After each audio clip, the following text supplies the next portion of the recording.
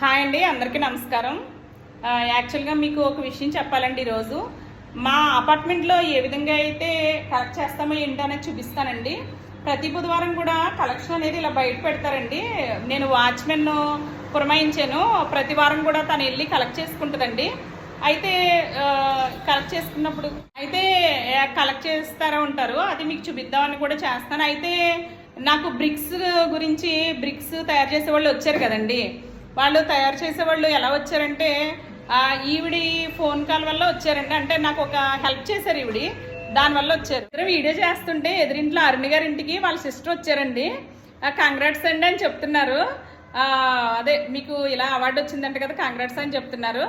ఆవిడతో కూడా మాట్లాడదామండి. ఓకే, మీ అభిప్రాయం ఏంటంటే మన ఫంక్షన్లో వాడాం కదా, ఒకసారి చెప్పండి.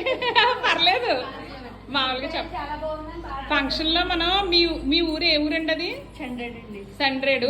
మీరు మొన్న ఫంక్షన్కి వచ్చారు కదా, మన చుట్టాల ఫంక్షన్. ఏంటండి అది? Tirupati NTR Puram birthday function. అక్కడ మీరు ఏం గమనించారండి? అక్కడ మీరు ఎప్పుడైనా మన చుట్టాల దాంట్లో ఎకో ఫ్రెండ్లీగా చూసారా అండి? చూసానండి, మొన్న బర్త్డే ఫంక్షన్ లో చూసానండి. అక్కడ ఏ ఊరండి అది? ఎన్టీ రాజపురం అండి.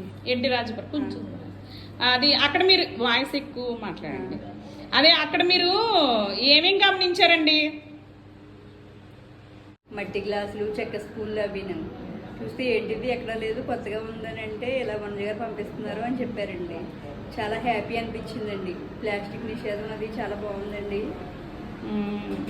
ఓకే, మరి మీరు కూడా ఆచరిస్తారా? తప్పకుండానండి. ఓకే ఓకే, ఆచరిస్తామండి. సలహాలు అవి కావాలంటే మన దగ్గర చెప్తారండి, మీరు కూడా ఉపయోగించుకోండి. మేము కూడా ఆచరిస్తామండి, ఆవిడనే ఫాలో అవుతున్నామండి. ఓకే.